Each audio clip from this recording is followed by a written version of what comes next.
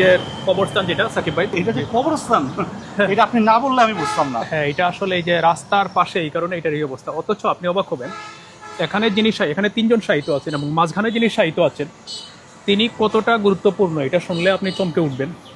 এই লোক, এই পীর সাহেব, তিনি বাংলার নবাব পরিবারকে শিয়া প্রভাব থেকে সুন্নি ধারায় ফিরিয়ে এনেছিলেন। নবাব আলীবর্দী খাঁর যে পরিবার, বাংলার যে বাংলা বিহার উড়িষ্যার যে নবাব পরিবার, সেই নবাব পরিবারকে তিনি শিয়া প্রভাব থেকে বের করে সুন্নি ধারায় ফিরিয়ে নিয়ে আসার যে মূল মানুষ, এই মূল মানুষটি হচ্ছেন হযরত কাসিম শাহ রহমতুল্লাহি আলাইহি, এবং তারই কবর এটা। তারই কবর এখানে, তিনি এখানে মাঝখানে। তো প্রশ্ন হচ্ছে তিনি আসলে মুর্শিদাবাদ বা ওই বাংলা মানে বাংলায় সমাহিত না হয়ে তিনি জৈন্তা রাজ্যে কেন সমাহিত হলেন? এটার কারণ হচ্ছে ব্রিটিশরা যখন আপনার বাংলা দখল করে নিল, তখন ওই যে রাজ পরিবারের সাথে সম্পৃক্ত বা জড়িত যত বিশিষ্ট লোকজন যারা বা অভিজাত লোকজন যারা ছিলেন, তারা তো তখন রাজ্যহারা হয়ে গেলেন। তাদের সব ধরনের মানে সম্মান এবং তাদের সব ধরনের সম্পদ এবং সুযোগ সুবিধা সব কিছু তো ব্রিটিশরা কেড়ে নিল। তখন তাদের একটা উল্লেখযোগ্য একটা অংশ তারা জৈন্তা রাজ্যে আশ্রয় নিয়েছিলেন, এবং তাদের মধ্যেই হযরত কাসিম শাহ ছিলেন। তিনি 1765 সালে একটা দলের সাথে, এই রাজা এখানে যে রাজা ছিলেন, রাজা বড় গোসাই, তার বোন ছিলেন এই যে টাকার নবাবের স্ত্রী ভৈরবীপুরী, সেই ভৈরবীপুরী তার পুত্র ফতেহ খাঁ, সেই ফতেহ খাঁর পীর ছিলেন হযরত কাসিম শাহ। নবাব সিরাজউদ্দৌলা ফতেহ খাঁ তাদের আপনার এই যে পীর বা উস্তাদ ছিলেন হযরত কাসিম শাহ। তো তিনি ফতেহ খাঁর সাথে 1765 সালে জৈন্তা রাজ্যে চলে এসেছিলেন ওই ব্রিটিশদের হাতে বাংলা হাতছাড়া হওয়ার পরে। আসার পরে তিনি এখানে দীর্ঘদিন এখানে রাজা তাকে রাজকীয়ভাবে বাড়ি বানিয়ে দিয়েছিলেন, বিশাল জায়গা দান করেছিলেন এবং তাকে জমিদারি দিয়েছিলেন। রাজা তাকে 6টা মৌজার জায়গা তার এই যে আয়ের জন্য, তার এই যে ভরণ পোষণের জন্য রাজা তাকে দান করেছিলেন হযরত কাসিম শাহের।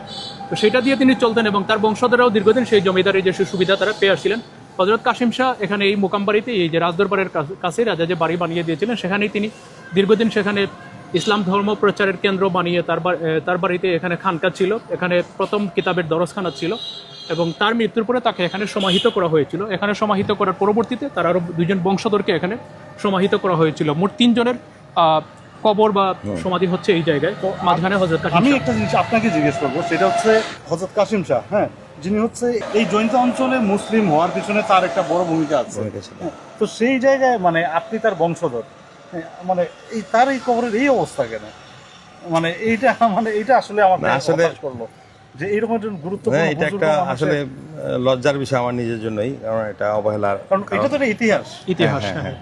এবং এটা আমাদের জৈন্তার তো বটেই, এটা বাংলা বিহার উড়িষ্যার ইতিহাস ঐতিহ্যের অংশ হচ্ছে হযরত কাসিম শাহের মাজার। তিনি শুধু জৈন্তার গ্র্যান্ড মুফতি ছিলেন না, তিনি বাংলা বিহার উড়িষ্যার গ্র্যান্ড মুফতি ছিলেন, এবং তিনি বাংলার নবাব পরিবারকে শিয়া ধারা থেকে তিনি সুন্নি ধারায় এনেছেন।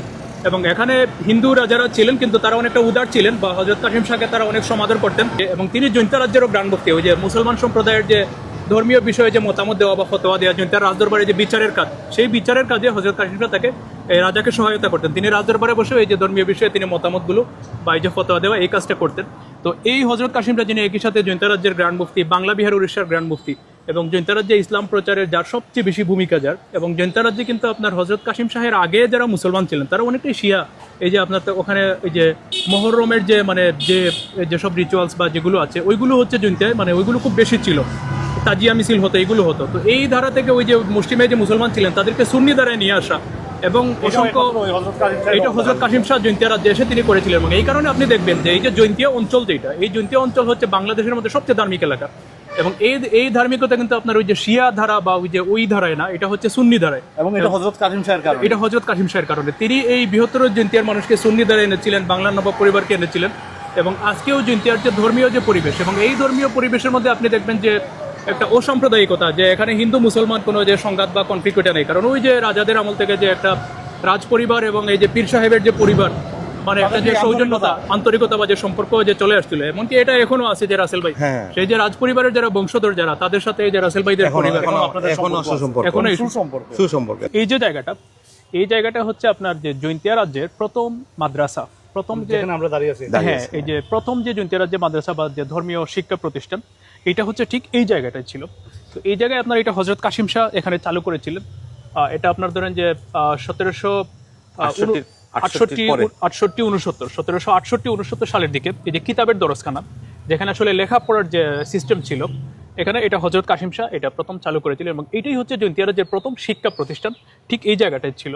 এটা হযরত কাসিম শাহের মৃত্যুর পরে বা পরবর্তী পর্যায়ে আস্তে আস্তে তখন নতুনভাবে ব্রিটিশ আমলে বিভিন্ন শিক্ষা প্রতিষ্ঠান গড়ে ওঠে বা আরও অনেক বড় বড়, তখন এটা বন্ধ হয়ে যায়। এই জায়গাটি ছিল প্রথম, এটা হযরত কাসিম শাহ তিনি মুর্শিদাবাদ থেকে এসে এখানে জৈন্তিয়া রাজ্যে মাদ্রাসা চালু করেছিলেন 1768-69 সালের দিকে। মসজিদটা যখন ভাঙ্গা হয় তখন তো নামাজে পড়ার জায়গা ছিল না, তখন এটা অস্থায়ীভাবে এই জায়গায় নামাজ পড়া হতো। এই মাদ্রাসা যখন আপনার ফতেহার বিরুদ্ধে একটা যে দলইদের একটা গ্রুপ বা দলইদের একটা বড় অংশ তারা চক্রান্ত করেছিল, তারা ফতেহাকে মানত না, তো ফতেহাকে তারা চক্রান্ত করে যখন হত্যার ব্যবস্থা করলো, তো তারপরে হচ্ছে যে এখানে ফতেহা একটা মসজিদ, যে মসজিদটা চালু করেছিলেন ওই মসজিদও একটা ছোটোখাটো একটা মসজিদ ছিল, তো সেইটাকেও আসলে অ্যাবলিশ করা হয়, সেটাকেও ভেঙে ফেলা হয় বা বিলুপ্ত করা হয়। তো তখন হচ্ছে এই যে এখানে হযরত কাসিম শাহ এখানে একটা অস্থায়ী মসজিদ চালু করেছিলেন। এই অস্থায়ী মসজিদে হচ্ছে যে আপনার এই যে 2 বছর এখানে নামাজ আদায় করা হতো। তারপরে হচ্ছে রাজা বড় গোসাই যখন আপনার এই যে তিনি যখন আপনার অনুশোচনা করলেন বা তিনি যখন এই যে প্রায়শ্চিত্ত করলেন যে এই যে ফতেহাকে যে হত্যা করা হয়েছে এটা ভুলভাবে হত্যা করা হয়েছে, তিনি যখন উপলব্ধি করলেন বা নিজের ভুল বুঝতে পারলেন যে এটা আসলে দলইরা তার বিরুদ্ধে চক্রান্ত করেই তাকে ফাঁসিয়েছে, তো এটা যখন বুঝতে পারলেন, তো বুঝতে পারার পরে তিনি অনুশোচনা করলেন এবং প্রায়শ্চিত্ত করে তিনি সিদ্ধান্ত নিলেন যে একটা বিশাল রাজকীয় মসজিদ বানিয়ে দিয়ে তিনি ভাগিনাকে যে হত্যাকাণ্ড এই হত্যাকাণ্ডে তিনি প্রায়শ্চিত্ত করেছিলেন। তো তখন ওই যে রাজকীয় মসজিদে যখন নামাজ আদায় শুরু হয়ে গেল, তখন এখান থেকে ওই মানে এখানে তার প্রয়োজন থাকলো না, তখন এখানে হযরত কাসিম শাহ ওখানে নামাজ আদায় শুরু হলো এবং এই যে জায়গাটায় যে অস্থায়ী মসজিদ ছিল 2 বছর, এই জায়গাটায় হযরত কাসিম শাহ তিনি কিতাবের দরসখানা বা এখানে যে লেখাপড়া মাদ্রাসা চালু করেছিলেন এই জায়গায়। এই হচ্ছে এই জৈন্তিয়া রাজ্যের যে ইতিহাসের প্রথম যে কোনো শিক্ষা প্রতিষ্ঠান বা মাদ্রাসা সেইটার ইতিহাস এই জায়গায়।